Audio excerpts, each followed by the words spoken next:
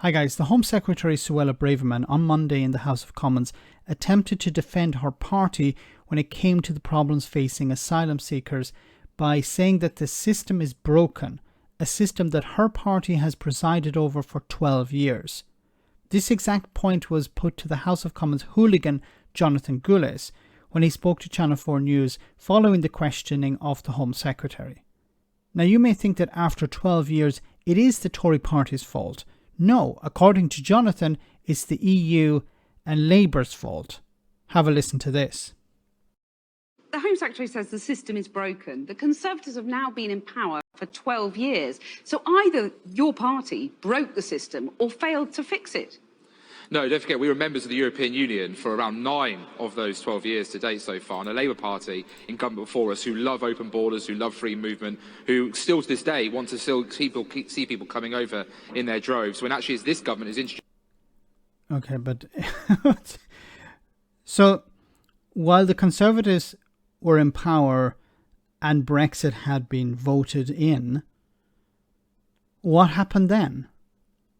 Like, I thought you took back control. Was it like, well, we can't take back control yet. We need about 10 years to take back control. This, of course, is nonsensical. Attempting to blame the EU here. Well, the EU wouldn't allow us to control our borders. Well, that's nonsensical anyway. But to say that, well, even after 6 years, we still haven't been able to take back control because of the EU in some way. And this idea that Labour are supportive of open borders, and because Labour were in power 12 years ago, 13 years ago, that's somehow an excuse. Once again, nonsensical. Introduced the fantastic Rwanda policy that the Home Secretary is trying to enact and the Prime Minister is fully supportive of, because we need to make sure that we have a deterrent to people illegally entering our country, which is totally unacceptable, puts the security of our country. You spent £170 million and nobody has been sent. It's not much of a deterrent, is it? But then Boris Johnson, when he introduced it, said it was not a deterrent, because he said it's a wonderful place. It's a wonderful, people can rebuild their lives by going to Rwanda. So which is it? And I've raised this before. Is it a deterrent or is it some sort of attraction? In harm's way. And but what happened to taking back control? Because the number of asylum applications is the highest in 19 years. So things have got worse since Brexit, not better. Well, let's not forget that you've got criminal gangs that are exploiting the system as it currently is. And we've currently got the Rwanda policy held up in the court system because of lefty lawyers who want to try and prevent this fantastic policy. No, it's not the lawyers. Judges are saying it's not legal. It's not the lawyers that are blocking it. It's the judges. The judges have said it's not lawful. So you need to go back and rewrite it. You need to come back to the drawing board and realize, okay, this isn't working. We need something different. But as I said before, and most people will agree with this, if you truly care about stopping these gangs, then you send ferries to France and you pick up people and take them over. You will destroy these people traffickers immediately, overnight. Because why would somebody pay thousands of euros to a people trafficker if they can get on a ferry for free? Policy from being enacted, where we saw it work in countries like Australia. So actually what we're trying to do is make sure we deliver on those manifesto commitments. We're going through the court system, as we say, with Rwanda, and what we're trying to do is take on those criminal gangs, and we need the French, the Germans and other Europol to step up and make sure that... It wouldn't be wonderful if you could join with, France and Germany and these other countries, these European countries, in some sort of unit, united in some way.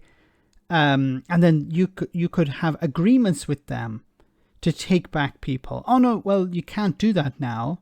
You could do it before, but you can't do it now. Or you can't even escalate it now, because in the past you could say, well, look, we're not happy with what France is doing. Let's take it up a level.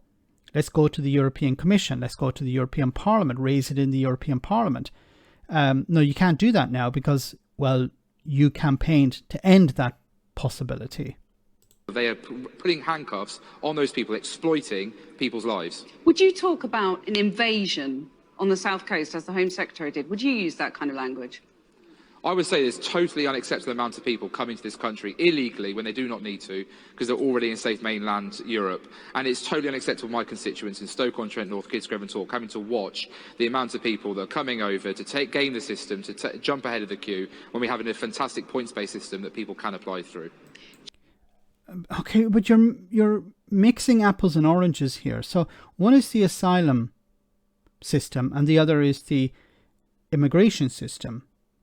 But people who are applying for visas are applying for jobs in the United Kingdom, which is problematic because many businesses can't afford to pay the money required to sponsor somebody in order for them to get the visa.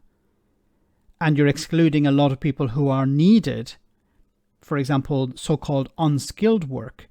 It's very difficult for farmers and abattoirs and hospitality to actually get the workers they need because they can't use the visa system, or the visa system is not working well with that industry.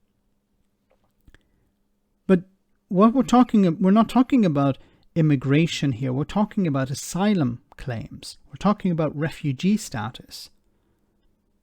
And refugees don't apply for visas because they're completely different. Now, either Jonathan Gullis doesn't understand this or he's pretending not to understand this.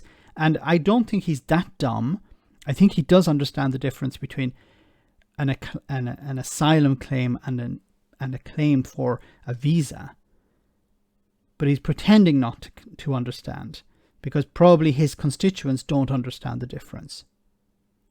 Let me know in the comment section, guys, what you think about all of this. As always, your comments are greatly appreciated. Thanks a lot.